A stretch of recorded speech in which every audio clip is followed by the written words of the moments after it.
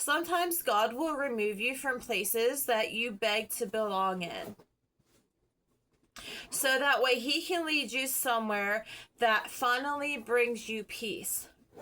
I stayed quiet for a long time mostly because I truly wanted peace. As someone who is autistic and processes life differently, church hurt affected me harder than most people probably realized. I kept trying to give grace, stay understanding, and hope things would improve, but eventually I had to accept something difficult. A church should never, and I repeat, never, become a place where people feel emotionally unsafe, mocked, dismissed, or pushed aside for being different. I've been called retarded, accused of not obeying God, and so on. However, Jesus said you'll know them by their fruit, okay? Which is, in case some of you guys don't know, the fruit of something, like a fruit of your behavior, is like the consequence and the outcome of that behavior.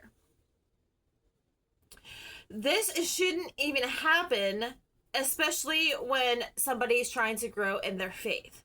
After a lot of prayer, reflection, tears, and conversations with God, we realized that we were holding on to a place that no longer felt spiritually healthy for us. So as a result, we started looking around for another church to go to, and we found one that we will be excitedly and happily attending this Sunday. We'll be leaving our place at like around 10 o'clock. To be there, services aren't until 10:40 a.m., but I'm chronically early everywhere I go. So, strangely enough, over time, I prayed about where we were supposed to go next. And then the same church kept coming back into my mind over and over again. It lit up like the billboard lights in Las Vegas. So I'm pretty sure this time we finally found the right church. And it's not because it's flashy and not because it's perfect, but because it felt peaceful. I think that, that's something many people overlook. God's direction often feels like peace, not pressure.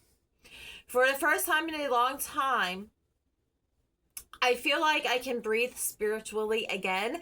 And that's a huge help and a huge thanks to Pastor Kurt from Freedom Church in Indiana, Pennsylvania. So there's no chaos, no performance, no trying to force connection where it no longer exists. Just healing, growth, peace, and the feeling that maybe God was protecting us all along, even though it sucked and it was very inconvenient and things went sideways when they should never have went sideways. So to every person who has experienced church hurt, rejection, spiritual confusion, or feeling too different to fit in, it's because we were never made to fit in. We were always made to stand out, which is something that I am trying really hard to accept. So just keep in mind that you're not too much. You're not less than. You're not worthless, because worthless literally means worth less, and you're not worthless just because somebody decided to teach something that went against what scripture actually says, or they're doing practices that scripture actually teaches against and lays out clear as day exactly how things are supposed to be. God still sees your heart even when people misunderstand you. And if you're autistic, you need things like notes to help you stay on track and to get things done. Like, I rely out heavily on tools every single day, and one of my tools is making lists and making my notes so I don't forget where I'm supposed to be.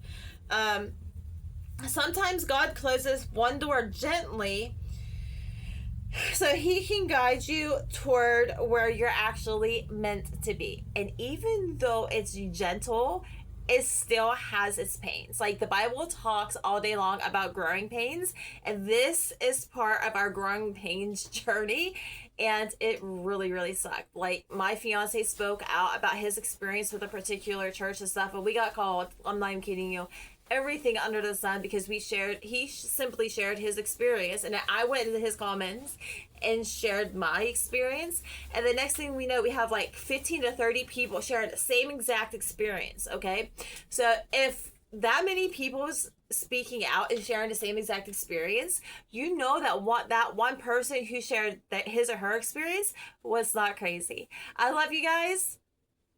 I hope you guys have a wonderful day, and don't forget to like, subscribe, comment, share, or tag somebody in the comments that needs a little encouragement over church hurt. Love you guys, and have a great day.